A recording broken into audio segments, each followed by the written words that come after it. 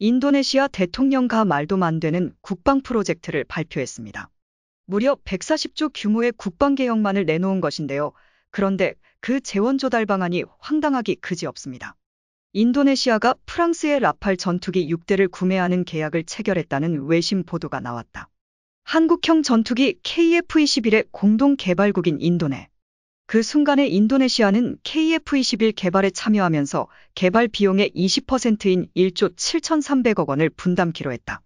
하지만 착수금을 포함해 2,200억 원만 납부하고 경제난을 이유로 지난해 연말까지 밀린 분담금만 8천억 원에 달했다. 인도네시아는 탐욕스럽고 속이는 사람이다. 정부 예산은 한 푼도 들이지 않고 해외에서 전액대출로 무기를 사겠다고 선언한 것인데요. 이에 대해 전문가들은 인니의 경제 역량이라면 140조를 갚는 게 불가능한 것은 아니라고 이야기합니다. 그러나 그럼에도 불구하고 인니의 막장 행보는 계속되고 있습니다.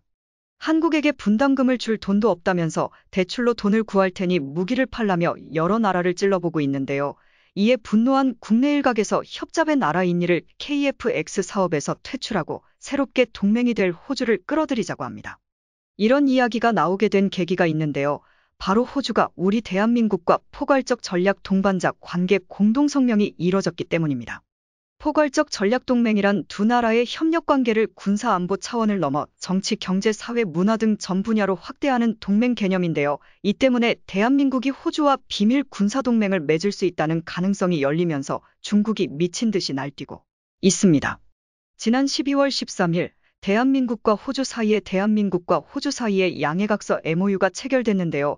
해당 문건의 내용에 따르면 한국과 호주는 수소 에너지는 물론 전기차, 2차 전지 등 탄소 중립 시대의 핵심 분야에 대한 포괄적인 협력을 진행하며 안보적으로 한 차원 발전된 관계를 맺게 됩니다. 특히 국방과 방산, 우주협력에서 큰 진전이 있었습니다.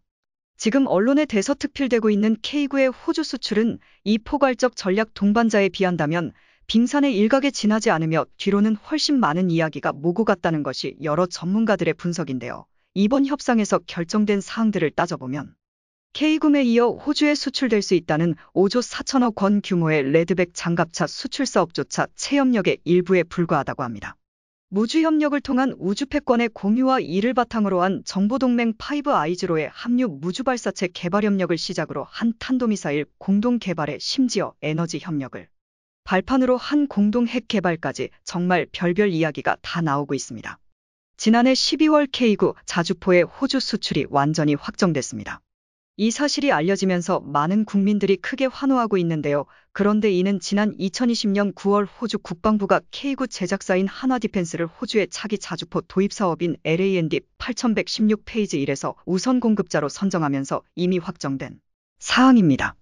그런데 이 계약의 숨은 이면에 있는 것이 더 큰데요. 그래서 일각에서는 호주가 더 큰 건을 숨기기 위해 면막을 친 것이 아니냐는 의견을 제기하고 있습니다. 특히 아르테미스 협정에 참가한 선진 우주국가 간의 연합이라는 특수한 상황에 많은 이들이 주목하고 있는데요. 아르테미스 협정은 미국이 우주패권을 유지하기 위해 주도하고 있는 초대형 달 탐사 프로젝트입니다. 달에 인류를 보내는 것을 넘어 달 궤도 정거장을 건설하는 등 본격적인 달 식민화까지 고려해 만들어진 이 계획은 그저 달 탐사와 달 개척에 머무는 것이 아니라 지구 주변 우주 영역에서 미국을 중심으로 한 협정 참여국들의 우주패권을 공고히 하는 것이 목적입니다. 이 사업이 중요한 것은 지구 궤도권 밖에서 적성국의 모든 일거수일투족을 보기 때문에 무서운 것인데요. 이 엄청난 사업에 호주는 2020년 10월 13일 첫 가입국으로 참여했고 한국은 작년 5월 24일 한미정상회담 과정에서 참여를 확정했는데요.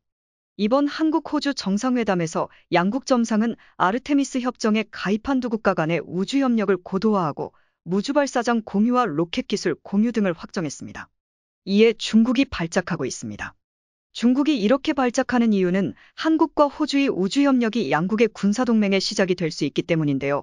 현재 호주의 친중비리 인사 숙청으로 시작된 양국의 갈등은 지난해 봄 중국이 시행한 석탄금수 조치로 극에 달하고 있습니다.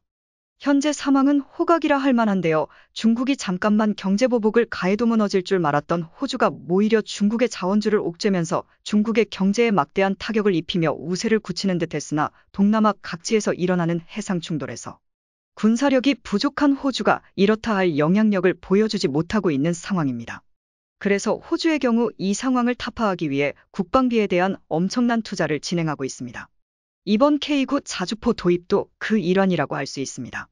그리고 이를 통해 알 수 있듯이 호주의 군사력 확장의 중심에는 한국이 있습니다. 파이브 아이즈를 어필하며 호주에 많은 것을 내줄 것처럼 이야기하지만 이렇다 할 지원을 해주지 못하는 미국이나 영국보다 오히려 호주에게 든든한 협력자는 한국이라고 보는 이들도 있을 정도입니다. 예를 들어 이번에 호주가 도입한 K9의 호주군 사양민 AS9 헌츠맨은 한국이 지금까지 수출한 K2-9 중 가장 고성능 버전의 모델입니다. AS9를 생산하기 위해 한국과 호주가 설립한 하나. 디펜스 모스트레일리아가 공개한 CG 영상을 보면 K9이 마개조되었음을 알 수 있는데요. 무선 K9A1 사양이기 때문에 양상된 사통장치가 적용됐습니다. 그리고 이에 더해 K9A2의 적용을 염두에 두고 여러 부가 기술을 적용했는데요. 현재 개발이 마무리에 접어든 K9A2는 여기에 더해 무인 포탑과 무인 운용 기능을 도입해 K9를 유무인 복합 전투가 가능한 차세대 장비로 계획하고 있습니다. 한화 디펜스가 공개한 CG 이미지를 보면 AS9에서 테스트 중민 여러 장비를 상세하게 알아볼 수 있습니다.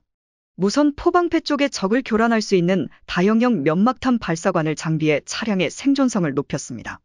또 레드백 장갑차에 탑재될 예정인 전자광학 센서와 아이언 비전용 카메라, 원격 조종 화기체계 RWS가 적용됩니다. 그리고 이 중 상당수는 근접전을 하는 보병 전투차나 전차 중에서도 첨단 장비들에만 실릴 정도인 매우 고사양의 장비들입니다. 따라서 이 모든 장비들이 정말로 AS9에 전부 탑재된다면 호주에 수출하는 AS9는 K9A2 이후 개발될 K9A3의 관련 장비들이 통합될 수 있음을 암시하는 것이라고 여러 전문가들은 분석합니다.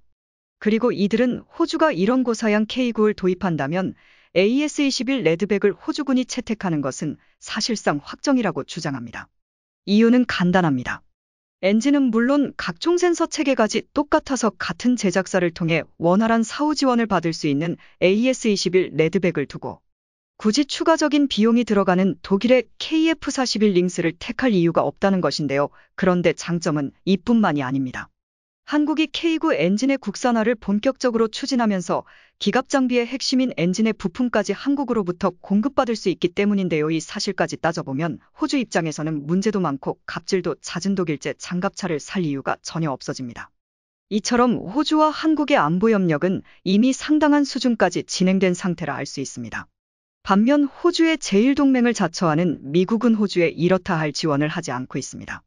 일례로 미국이 모커스 성립과 함께 호주에 제공하기로 한 핵잠수함이 호주에 인도되는 예상기한은 무려 2048년입니다. 이쯤이면 미국이 넘긴다는 핵잠수함 기술은 시대에 뒤떨어지는 구식기술이 될 가능성이 농후하며 다가오는 중국으로 인해 호주가 이를 기다릴 여유도 없습니다. 그 이유는 현재 호주군의 주력함인 콜린스급의 노후화가 심각하기 때문입니다. 콜린스급은 길이 77.4m, 폭 7.8m의 수중 배수량 3,400톤급 디젤 잠수함입니다. 디젤 전기 추진 방식을 채택해 3개의 디젤 엔진과 3개의 전기 모터를 함께 사용하며 수중에서 최대 20노트로 항해할 수 있었습니다. 호주는 이 콜린스급을 수십억 호주 달러를 들여 6척 건조했습니다. 하지만 콜린스급의 성능은 무기라고 부르기에 민망한 수준이었습니다. 국제적인 언론사인 데일리 텔레그래프가 콜린스급의 혹평을 했는데요, 조롱을 했는데요. 그런데 이런 혹평을 무색하게 할 정도로 결함도 심각했습니다. 잠수함 추진 축에서 물이 새는 것은 예사이 고잠만경을 올리면 항해가 불가능하기도 했는데요. 마지막 6번 함이 건조된 2001년으로부터 거의 10여 년이 지난 2010년대에 와서야 결함을 일부 수습하는 데 성공했습니다. 그래서 호주 해군은 이 무늬만 잠수함의 학을 떼며 새 잠수함을 도입하기 위해 사업을 벌였습니다. 하지만 유력한 후보였던 일본이 무만한 태도로 사업에서 떨어지면서 프랑스와 위태롭게 사업을 추진해야 했는데요. 그마저도 이번 모커스 사태로 취소되면서 2020년대 중반 퇴역할 콜린스급과 2040년대 후반에 도입될 핵잠수함 사이에 무려 20년의 간격이 발생한 상황입니다. 그래서 호주는 이를 어떻게든 만회해야 하는 상황인데요. 그 사업 대상자로 한국이 지목되고 있습니다. 지난 11월 30일 중국의 보복이 두려워 일본도 발을 밴 데 만에 신형 잠수함 개발 프로젝트를 한국이 지원하고 있다는 사실이 밝혀졌습니다. 동시에 이중 첨단 재래식 잠수함의 동체를 설계하고 운용 중인 국가는 대한민국뿐이기에 한국이 이 계획의 핵심 사업자라는 사실이 그래서 호주는 평화를 위해 중국과 협상은 하지만 날이 갈수록 과격해지는 중국을 억제하기 위한 행동도 필요하다고 전문가들은 분석하는데요. 바로 이 부분에서 호주가 주목하고 있습니다. 무수한 잠수함 설계 기술을 가졌으면서 중국의 팽창 정책에 대항할 수 있는 국력을 가진 데다 요 도산한 창호급은 6발의 SLBM을 발사할 수 있는 잠수함입니다. 하지만 이를 원활하게 운명하려면 무수한 탄도미사일을 자체적으로 개발 및 운명할 수 있어야 합니다. 그런데 이런 조건에도 한국은 모든 조건이 부합됩니다. 그래서 현재 호주의 탄도미사일 기술 누리에 비하면 여러 수 처지는 게 사실입니다. 대신 적도에 가깝고 발사 시 낙하 피해를 걱정하지 않아도 되는 광활한 영토를 보유하고 있는데요. 그래서 이번 한호 협력이 사실 호주가 한국의 우주발사체와 대륙간 탄도미사일 ICBM 개발에 필요한 우주발사장을 제공하는 대신 탄도탄 기술을 이전받으려는 것이 아니냐는 의혹도 제기되고 있습니다. 이는 중국으로서는 가장 최악의 상황인데요. 장기적으로 두 국가 모두 대륙간 탄도탄급 미사일을 보유해 중국 전역을 사정권에 둘 수 있게 되기 때문입니다.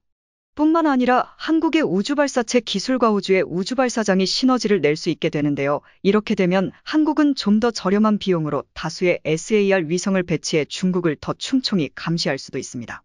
게다가 만약 이렇게 될 경우 미국으로부터 핵잠 기술을 이전받은 호주와 핵원자로 기술이 뛰어난 한국을 통해 언제든 핵무장을 할 수 있게 됩니다. 이는 한국과 호주가 남북에서 중국을 봉쇄할 수 있다는 말이며 바꿔 말해 중국의 태평양 진출과 세계 패권 장악 계획인 중국몽의 완전한 파멸을 의미합니다. 평화의 제전인 올림픽에서조차 꼼수와 협박을 일삼는 중국의 최후가 머지 많은 것 같네요.